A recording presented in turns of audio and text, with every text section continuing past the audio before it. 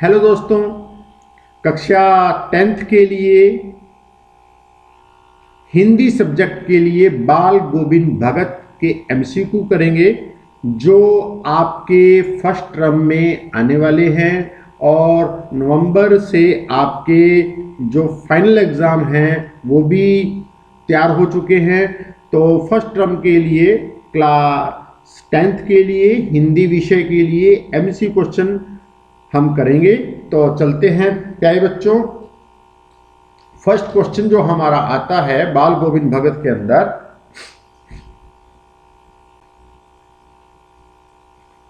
बाल गोविंद भगत आत्मा और परमात्मा के बीच कौन सा संबंध मानते हैं। तो जो आपका फर्स्ट प्रश्न है, बाल गोविंद भगत आत्मा और परमात्मा के बीच कौन सा संबंध मानते हैं। तो हमारे पास जो ऑप्शन 4 ऑप्शन है, ए ऑप्शन पिता और पुत्री का, बी ऑप्शन प्रेमी और प्रेमिका का, सी ऑप्शन बहन और भाई का, डी ऑप्शन माँ और बेटे का। तो जो इसका राइट आंसर है वो है बी ऑप्शन, प्रेमी और प्रेमिका का, क्योंकि परमात्मा से हम प्रेम करते हैं और ये जो छवि है प्रेमी और प्रेमिका की, ये भगवान कृष्ण के लिए है।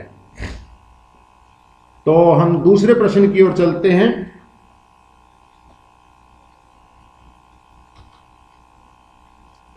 बेटे की मृत्यु के पश्चात बाल गोविंद भगत की आखिरी दलील क्या थी। बेटे की मृत्यु के पश्चात बाल गोविंद भगत की आखिरी दलील क्या थी। 4 ऑप्शन हैं हमारे पास। ए ऑप्शन पतोहू का पुनर्विवाह करवाना, पतोहू का शिक्षा दिलवाना, सी ऑप्शन पतोहू को घर से निकालना, डी ऑप्शन पतोहू से घृणा करना। जो इसका राइट आंसर है ए ऑप्शन है पतोहू का पुनर्विवाह करवाना। तो हम तीसरे एमसीक्यू के क्रम और चलते हैं। थर्ड जो आपका क्वेश्चन है, बाल गोविंद भगत की मृत्यु का कारण क्या कारण था। तो 4 ऑप्शन है हमारे पास। दुर्घटना, बी ऑप्शन बीमारी, सी ऑप्शन भूख और डी ऑप्शन बेटे की मृत्यु की चिंता। तो जो इसका आंसर है बी, बीमारी, क्योंकि बाल गोविंद भगत बहुत ज़्यादा बीमार थे, इस कारण यही उनकी बीमारी का मृत्यु का मुख्य कारण थी। प्रश्न 4 के अंदर है, बाल गोविंद भगत के गांव के लोगों का मुख्य धंधा क्या था, जिसे हम बोल देते हैं व्यवसाय, रोजगार। उनका क्या था। ए व्यापार, बी पठन पाठन, सी खेती बाड़ी और डी दस्तकारी। सी ऑप्शन इसका है खेती बाड़ी, क्योंकि जिस गांव के आसपास बाल गोविंद भगत रहते थे तो वहाँ जो कार्य था खेतों से कार्य अपने परिवार का भरण पोषण किया जाता था, इसीलिए इसका जो आंसर है सी ऑप्शन है खेती बाड़ी। तो नेक्स्ट क्वेश्चन के अंदर हम चलते हैं। 5वां, बाल गोविंद भगत शीर्षक पाठ के लेखक का क्या नाम है।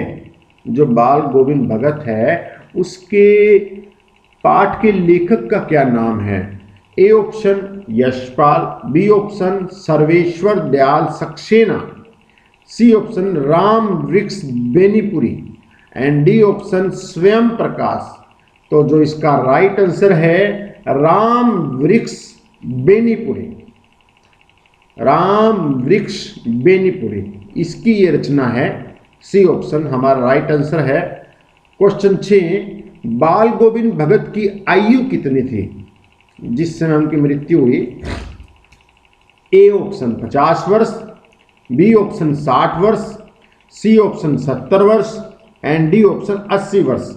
जब उनकी मृत्यु हुई उस समय जो आयु थी वो 60 वर्ष के थे। तो हमारा जो राइट एमसीक्यू है यहाँ पर, राइट आंसर है वो बी ऑप्शन है। तो नेक्स्ट चलते हैं हम फिर 7 क्वेश्चन की ओर। 7 क्वेश्चन है, बाल गोविंद की टोपी कैसी थी? ए ऑप्शन सूरदास जैसी, बी ऑप्शन जैन मुनियों जैसी, सी ऑप्शन कबीर पंथियों जैसी, डी ऑप्शन गांधी की टोपी जैसी। आंसर है सी, कबीर पंथियों जैसी। बाल गोविंद भगत की जो टोपी है क्या थी? कबीर पंथियों जैसी। D option, sorry, question number 8, बाल गोविंद कबीर को क्या मानते थे? ए ऑप्शन साहब, बी ऑप्शन गुरु, सी ऑप्शन शिष्य and D option Mitra. Answer है साहब। बाल गोविंद जो भगत थे वो कबीर जी को क्या मानते थे? साहब मानते थे। और आजकल भी यदि कबीर पंथियों को देखा जाए तो कबीर को साहब कह, आदर से साहब कहकर पुकारते हैं। 9 क्वेश्चन, बाल गोविंद भगत किनके आदर्शों पर चलते थे? ए ऑप्शन सूरदास के, बी ऑप्शन तुलसीदास के, सी ऑप्शन कबीरदास के और डी ऑप्शन मीराबाई के। तो इसका जो राइट आंसर है कबीरदास के। कबीरदास के आदर्शों पर चलते थे। और कबीरदास जीवन के अंदर क्या थे? वो जुलाहा थे, कपड़े बीनने का कार्य किया करते थे कबीरदास जी, और भगवान श्री कृष्ण के गुण गाया करते थे। इसीलिए फर्स्ट क्वेश्चन के अंदर संबंध है प्रेम और प्रेमिका का है।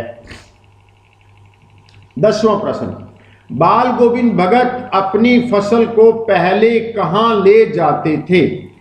ए ऑप्शन मंदिर में, बी ऑप्शन गुरुद्वारे में, सी ऑप्शन मस्जिद में, डी ऑप्शन कबीर पंथी मठ में। अब जब वो कबीर के भगत थे, कबीर को साहब मानते थे, तो जो भी उनकी अर्निंग होती थी फसल से, खेती बाड़ी से, जो उसका पहला प्रोडक्ट होता था वो जहां पर कबीर पंथी मठ था वहां पर लेके जाते थे।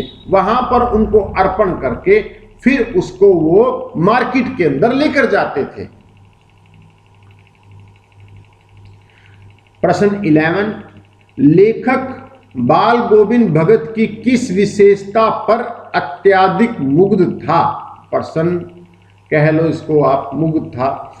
ए ऑप्शन पहनावे पर, बी ऑप्शन भोजन गान पर, सी ऑप्शन मधुर गान पर और डी ऑप्शन व्यवहार पर।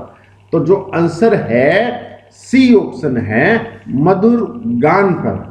वो वाणी के द्वारा, मधुर रस के द्वारा कबीर जी की तरह एक तारा से भगवान का सुमिरन, सुंदर गान किया करते थे। 12वां क्वेश्चन, लेखक ने रोपनी किसे कहा? ए ऑप्शन रोपन को, बी ऑप्शन धान की रोपाई को, सी ऑप्शन धान की कटाई को और डी ऑप्शन धान की खेती को। इसका जो राइट आंसर है बी ऑप्शन है धान की रोपाई को। रोपाई का अतमल होता है बेटा धान के छोटे पौधों को भूमि के अंदर लगाना, रोपाई को, ठीक है ना। जब वो बड़े होते हैं, रोपन, रोपाई, रोपन के बाद रोपाई का वर्ड है, रोपाई लगाना, जल के अंदर लगाई जाती है प्यारे बच्चों। ये बाल गोविंद भगत खेत में क्या करते थे? ए ऑप्शन केवल गीत गाता थे, बी ऑप्शन खेत की मेड़ पर बैठते थे, सी ऑप्शन धान के पौधे लगाते थे और डी ऑप्शन उपदेश देते थे। आंसर सी, धान के पौधे लगाते थे। प्यारे बच्चों, जो बाल गोविंद भगत थे वो खेती बाड़ी का कार्य करते थे और खेती बाड़ी के कार्य के साथ साथ वो कबीरपंथी थे। कबीर जी को साहब मानते थे, उनका गुणगान करते थे और प्रभु का गुणगान करते हुए खेत वो धान के पौधे लगाते थे, उसका सुमिरन करते थे। हर काम वो प्रभु गान से किया करते थे। 14वां प्रश्न, बाल गोविंद भगत के संगीत को लेखक ने क्या कहा? बीन, लहर, उपदेश, जादू। डी, जादू। जादू बेटा यहां पर इसलिए कहा क्योंकि जो उनकी वाणी थी, जब वो प्रभु का गान करते थे तो हर कोई उस वाणी के अंदर एक टक मंत्र मुग्ध होकर सुनता रहता था, सुनता रहता था, सुनता रहता था। वहां से उनका उठने का दिल ही नहीं करता था, इसीलिए यहां पर जादू कहा, उनकी वाणी में जादू था। 15वां क्वेश्चन, बाल गोविंद भगत के गीतों में कौन सा भाव व्यक्त होता था? श्रृंगार का भाव, विरह का भाव, ईश्वर भक्ति का भाव और वैराग्य का भाव। आप देखो यहां पर वो ईश्वर भक्ति का भाव प्रकट होता था। हर जो इसका राइट आंसर है सी ऑप्शन है। हर पल प्रभु से वो जुड़े रहते थे, भक्ति भाव से जुड़े रहते थे और प्यार से जुड़े रहते थे। अब हमारा नेक्स्ट क्वेश्चन है 16, तेरी गठरी में लगा चोर, मुसाफिर जाग जरा। इस पंक्ति में मुसाफिर किसे कहा गया है? मुसाफिर बेटा बोलते हैं यात्री को, जो एक समय कहीं नहीं रुकता। जैसे हम कहीं दिल्ली गए तो ये थोड़ी कि हम दिल्ली बस जाएंगे, जो अपना कार्य है करके वापस आ जाएंगे, तो उस समय उस स्थिति के लिए हम मुसाफिर होंगे, यात्री होंगे। तो ए ऑप्शन है यात्री, बी ऑप्शन है मनुष्य, सी ऑप्शन है पथिक और डी ऑप्शन है बालक को। यहां पर आंसर क्या है? मनुष्य को, क्योंकि यात्रा करने वाला कौन है?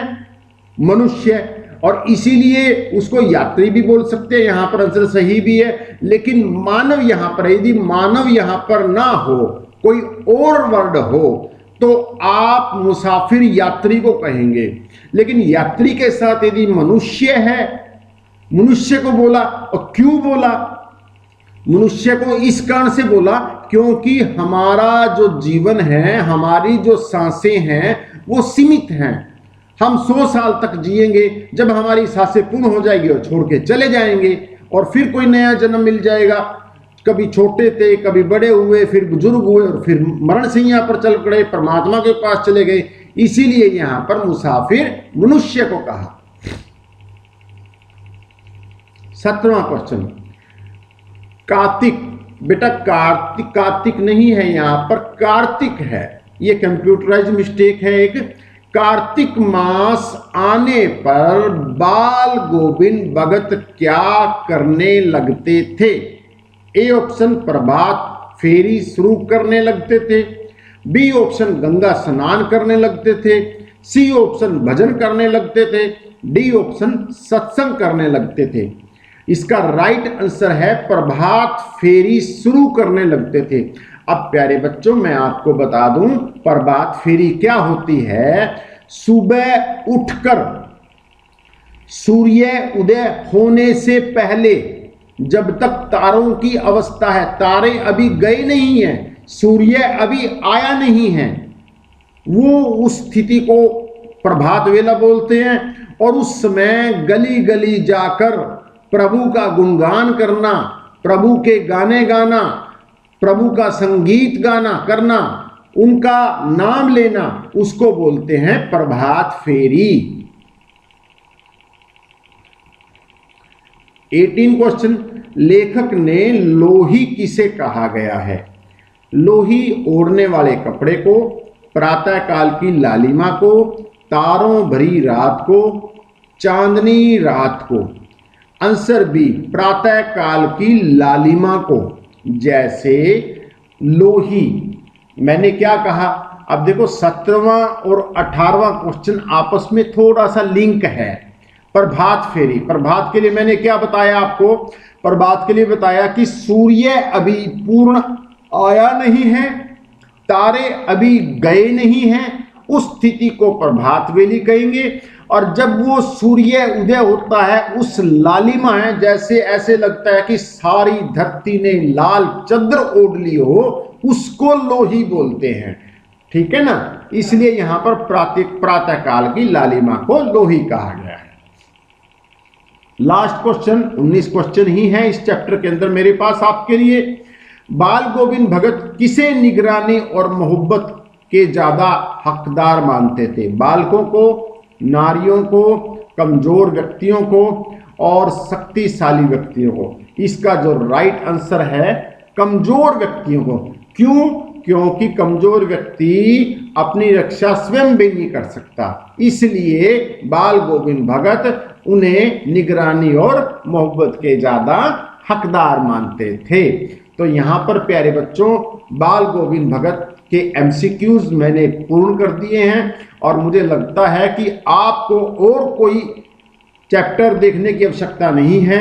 बाल गोविंद भगत से यदि कोई एमसीक्यू आएगा तो आपको 100% इन्हीं प्रश्नों में से आपको फाइनल एग्जाम में मिल जाएगा। तो प्यारे बच्चों, यदि आपको ये वीडियो अच्छी लगी है तो आप इसको सब्सक्राइब करो और अपने दोस्तों को भी बताओ। क्रिश इन्फॉर्मेटिक यूट्यूब चैनल पर बहुत अच्छी वीडियो मिलती है। थैंक यू बच्चों।